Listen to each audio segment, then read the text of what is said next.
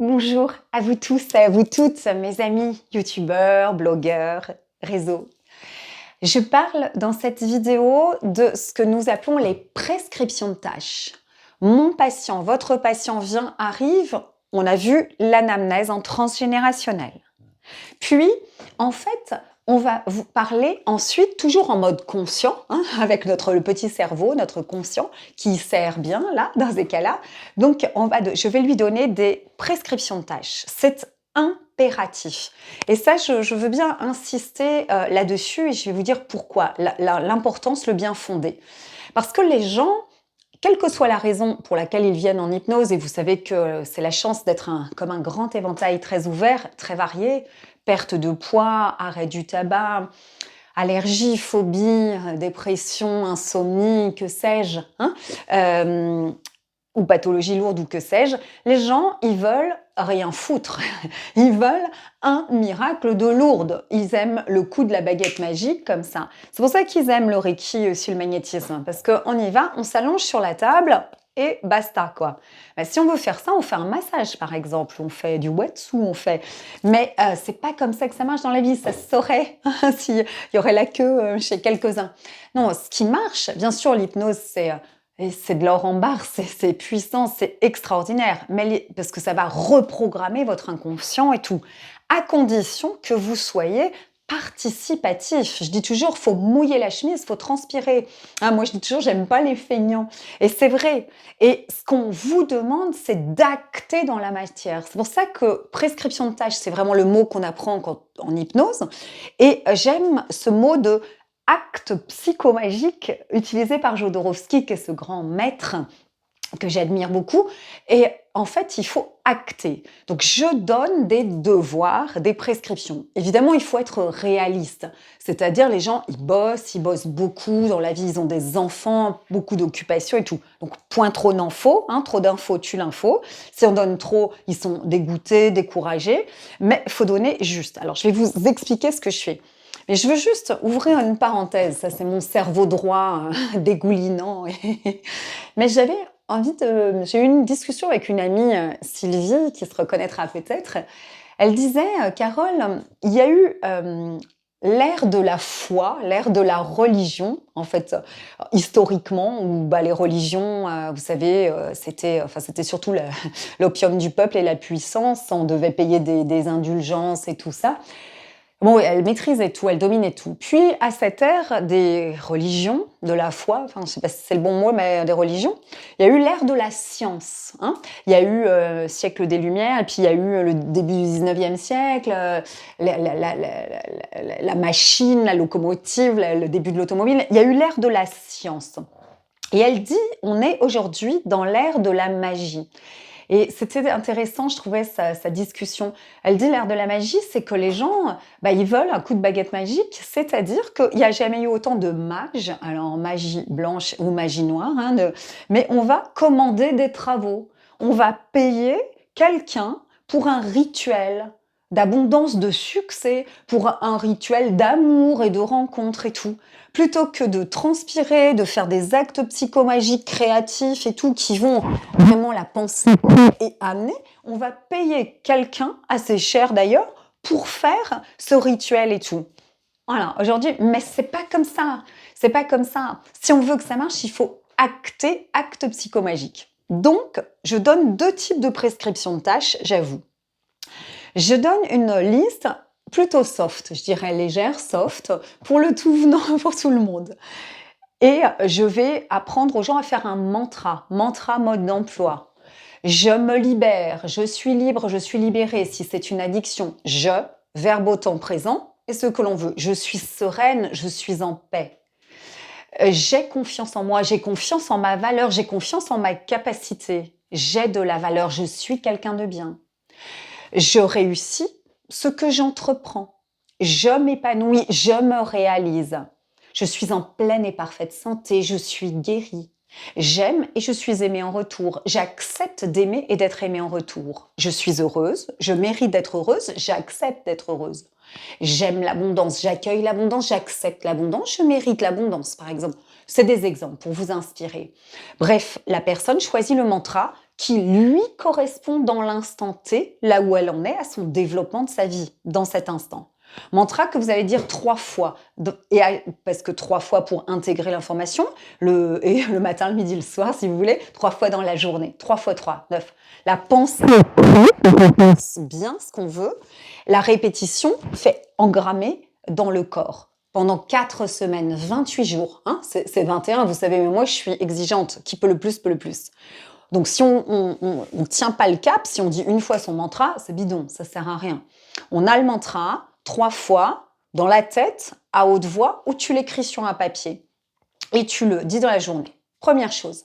Deuxième chose, j'utilise l'huile essentielle de rose de Damas, une merveille, et celle de Luxe Arôme. Thomas, Luxe Arôme, Luxembourg aromatique, d'une qualité exceptionnelle. Il a le feu sacré, l'intégrité, je l'adore.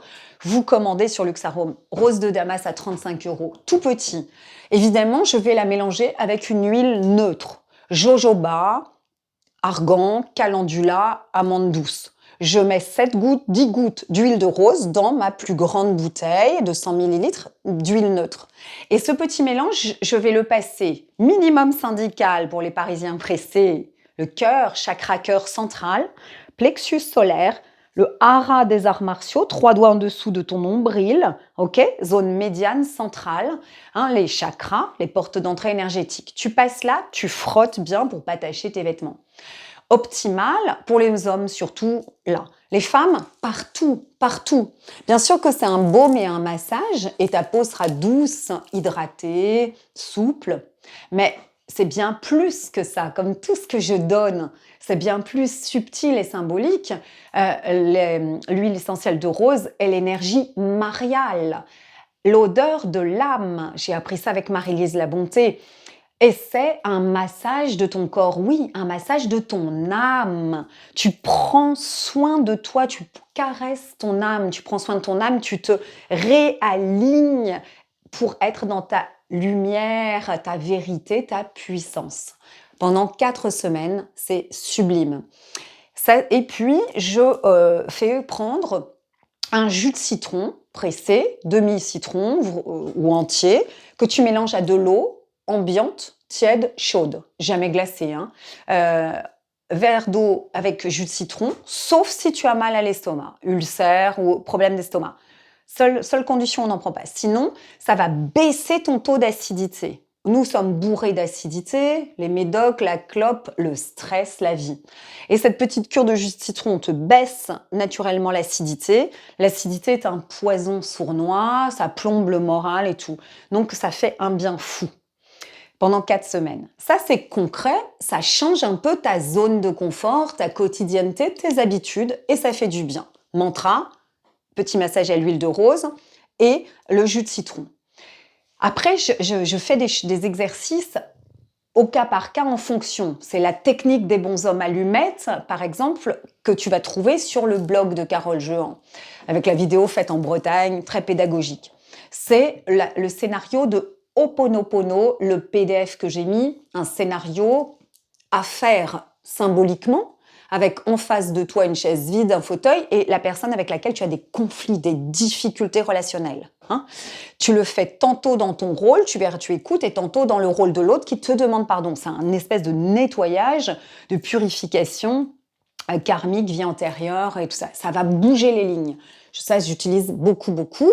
Et après, je dis d'autres choses. Si les gens ont besoin d'un nettoyage énergétique profond parce que pollution que je détecte, soit d'eux-mêmes, reçue sur eux, soit de leur lieu, alors je leur dis et je leur fais faire ceci. Et je travaille beaucoup aussi sur faire monter les deuils, les défunts, les deuils non faits, les défunts qui accrochent, qui ne montent pas, que l'on retient pour différentes raisons, trop de tristesse, de peine, de désespoir, on empêche de monter, ou ils montent pas parce qu'ils ont eu des morts très brusques, très violentes, soudaines, accidents, suicides, infarctus, AVC, que sais-je.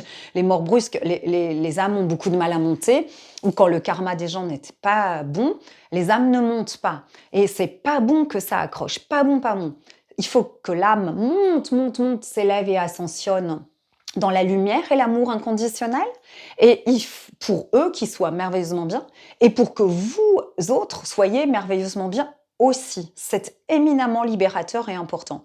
Et parfois, on en retient un, mais deux, trois, mais des fois, c'est un charter, c'est un bus. Hein. Quand on va dans les hôpitaux, les EHPAD, les lieux où ça décède beaucoup, les gens qui sont dits passeurs d'âme, sensibles, ils vont tout accrocher et ils en ont plein. C'est pas bon pour la santé, pour l'énergie.